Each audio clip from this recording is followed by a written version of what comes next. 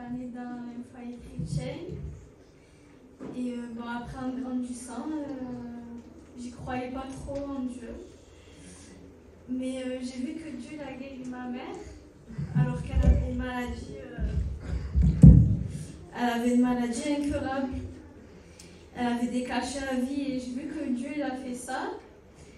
Et j'ai vu que aussi ma sœur, elle a changé du jour au lendemain. Amen. Et là, j'étais obligée de croire. Et, mais quand même, moi, j'étais dure malgré que j'avais vécu des expériences. Je ne voulais pas y croire. Je me disais, mais non, c'est de l'émotion. C'est pour ça qu'il pleure. Et à mes 19 ans, je vais dans un séminaire. Bon, il y avait les réunions, j'allais, mais bof, c'était pas trop ça. Et c'était le dernier soir, il y avait une réunion de jeunes et j'y vais. Et je m'assois, j'écoute. Et moi, je me dis dans mon cœur, je dis à Dieu, bon, ça, mais en fait, j'étais un peu en colère, j'étais triste.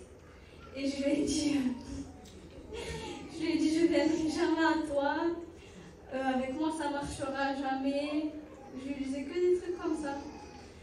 Et dès que je suis sortie de la réunion, lui me parle, il me dit, je suis allée à la croix pour toi. Et quand il m'a dit ça, ça m'a brisé, mais totalement, j'ai crié pardon et je faisais que pleurer. Et en fait, à travers ça, il m'a dit, comment toi, tu dis que tu viendras jamais à moi, alors que moi,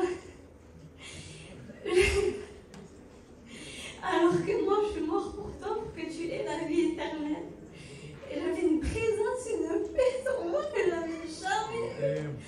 C'était un truc incroyable. Après cette paix, le monde ne vous la donnera jamais. C'est vraiment Dieu c'est lui la vie, comme il a dit, c'est en effet à l'image de Dieu et il faut contenir Dieu. Et c'est lui qui, quand on est faible, c'est lui qui relève, quand on est malade, c'est lui qui guérit, quand on est triste, c'est lui qui vient nous consoler, c'est lui qui veut faire toutes choses, il faut lui faire confiance. Et Dieu, il a des projets de beaux